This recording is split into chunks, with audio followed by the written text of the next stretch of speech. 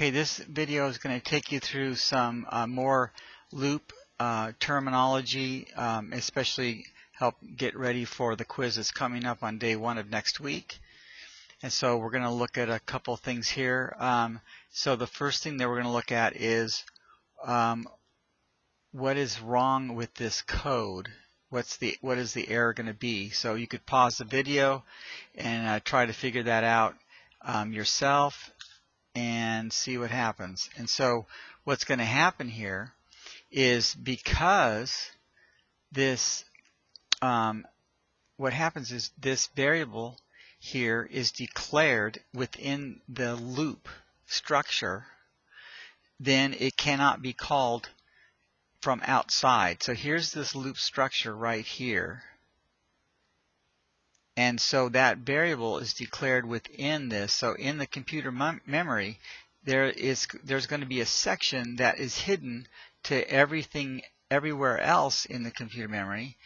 This count variable is going to be hidden to everywhere else in the computer memory. It's only seen from within the loop structure section here in the computer memory. So once this is done and it goes out here, now we're on the outside and we're trying to call a variable that it can't see. So the error actually is going to be can't find symbol. So it'll be looking for a memory location whose name is count and it won't find it. Okay, so this one here works because we, instead of declaring it inside the loop structure, we declare it before the loop structure, and then that way when we call it, we can see it. Alright, so that's the main thing there. Alright, so let's move on. Let's talk about a couple of terms here. The first term we're going to look at is definite loop. So the definite loop is predetermined by the programmer to iterate a certain number of times. It's predetermined by the programmer to iterate a certain number of times. So the programmer decides, okay, I want this loop to be executed 6 times or 12 times or whatever. That's called a definite loop. Now before we talked about an indefinite loop, and that was at the very first type that we looked at. And in here, the balance was, we said, is 1,000. When is it going to get to 2,000?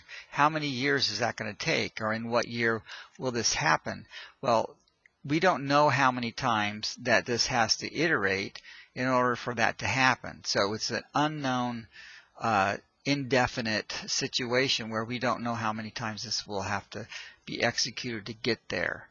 All right, so that's an indefinite loop, and we're dealing with a definite loop now, where we're determining beforehand how many times we want the loop to iterate.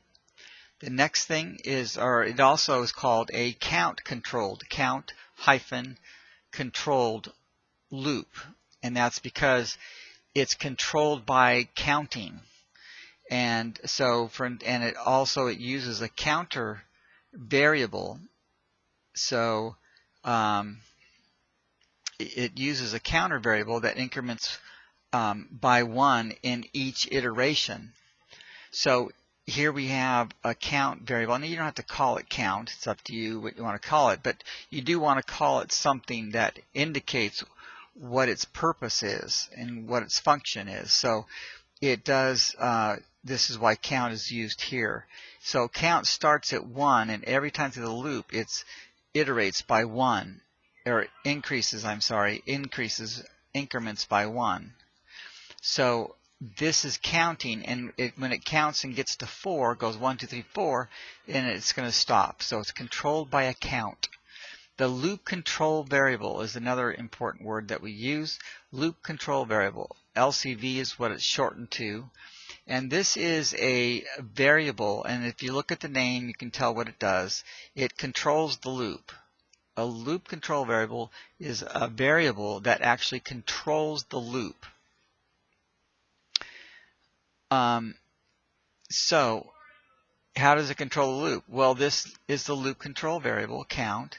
When it's 1, it says 1 is less than 4.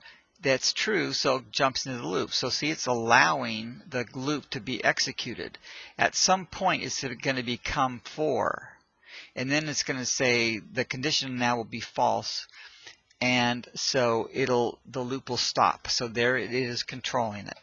And so the LCB is found in the Boolean expression or in the condition of the loop. So so the condition count is the loop control variable. It's in the condition.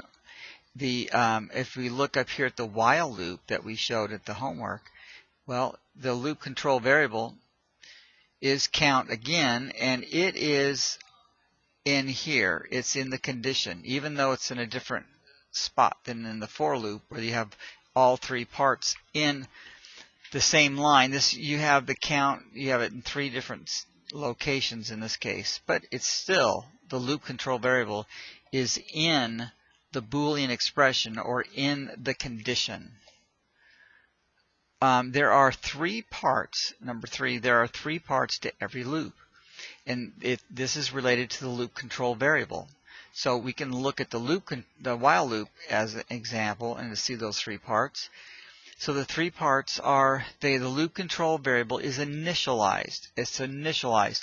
And make sure you know what that means. That means that it is assigned a value. And so here we are with the loop control variable's count, and it has been initialized here. It's been given a value of 1. It starts out at 1. The second part of the loop is going to be the loop control variable is tested. So in here is where it is tested.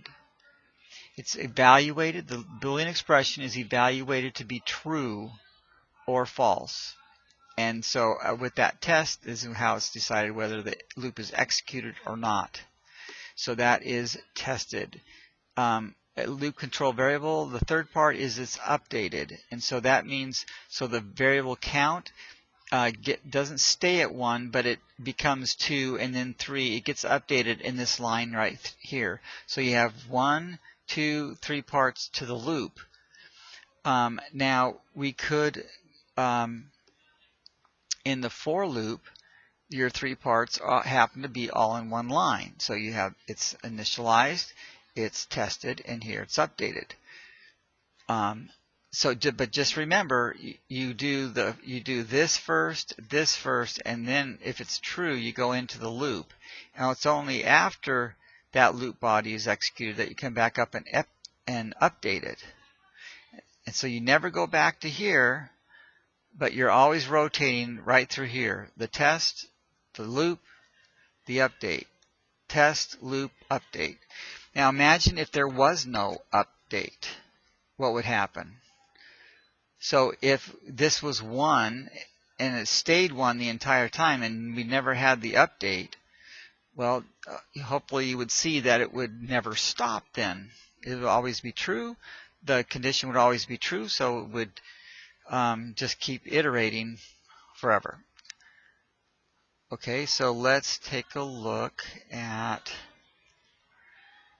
off by 1. Now off by 1 error is done enough to where it's got a name for it, and that is that what happens is that's when the loop, when 1 more or 1 less iteration than desired takes place. So it's when a programmer wants it, let's say, to iterate 5 times, but because of maybe inadvertently or whatever, ends up only having it go 4 times or maybe 6 times, but it's off by 1, whether it's 1 more or 1 less. That's a common error. Okay, in a definite loop, you can determine the number of iterations by looking at the 3 parts of the loop, and it doesn't matter what's going on in the other parts of the loop as long as they don't have the loop control variable in them. And so in here, if the loop control variable starts at 0, updates by 1, and has this test in it, then you can tell that, okay, it's going to start at 0, and then it's going to go 1, so 0, 1, 2, 3, 4. and then at 5 it'll stop. So we don't do that. So we have 1, 2, 3, 4, 5 times the loop. B here, this is starting at 1 and ending at 7, and it says or equal to. So it starts at 1, goes to 7. That's an easier one, and this is the one I prefer to use. And so that would be 7 times that it iterates. In C, this, of course, if you had the equal sign, then it would be 12 because it starts at 1. But if it doesn't have the equal sign, that means it's going to go 1 less. So it's 11 times. If you go to D, D starts at 0, and then it says less than or equal to 9. Now, if this were 1, then that would be 9 times. But because it starts at 0, it has an extra time, so that makes it 10. And then E, if here's another situation, it starts at 1. If this was or equal to, then it would be 521 times. But because there is no or equal to, then that means that it's 1 less, so it's 520. We could also look at it in a while statement. A while statement or while loop, what you have there is the same kind of an idea. Only in this time, your 3 parts of the loop are on 3 different lines.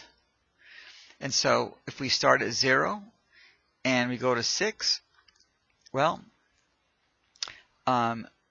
we know that if it said or equal to, if it started at 1 and went or equal to, well, no, this would be easier to just go like this. 0, 1, 2, 3, 4, and 5. And then at 6 it's going to stop. So we have 1, 2, 3, 4, 5, 6 times. So it's going to go through the loop 6 times. Okay, and that's because you're looking at these 3 parts of the loop. None of these other lines of code affect the value of count. Okay, and then I think we have one more thing to deal with, and that is the accumulating variable. Accumulating variable tracks a total or a running total. It keeps track of a running total by increasing each time through the loop. It's going to increase each time through the loop. It doesn't have to be the same amount each time, or it could, but it's increasing each time through the loop. And so if we look at this, then here's just an illustration of it. So let's say that we have some amount. It's going to be a new amount, and let's say it's 3. And we're trying to keep track of how much total of all the amounts. And so obviously it starts at 0. So the first time, then total amount is 0. It's where it's starting from, and then we're adding 3. So now there's 3. But let's say the next new amount is, let's say, 6. Okay, so then now what we're going to do is we're going to take that 6 and we're going to add 3. I'm sorry, that's not right. I got to back up. Oops, I just blew this. Okay, so we said 3, that was 0, and that was 3. Okay, so what it's going to do, if the new amount, let's say, is 6, then we're going to start out with the current amount, which is 3, and we're going to add to it. Well, if we're going to add 6, now we have 9. So as you can see, this is an accumulating variable, total amount. It's a running total. It's increasing from 0 to 3 to 9. It'll just keep going up and up and up as you add the new amounts to it one at a time. Now the question is, what in Halloween, in trick-or-treating, represents an accumulating variable? What in Halloween represents an accumulating variable? Now it'd be great if you could stop the video and try to figure that out yourself. See if you can figure that out. So what it is, as you know, a variable is a storage location. It stores things, and it increases more and more. Well, what's increasing? It's your the pillowcase you use to get the candy. So you're getting some candy from one house, you get 3 pieces. Now you get another couple pieces. Now you have 5, and you get another piece. You have 6, and you get 4 more. Now you have 10. It just keeps accumulating. So that is the accumulating variable during Halloween, is that pillowcase you're carrying around, getting candy from house to house. All right, that is it for this video.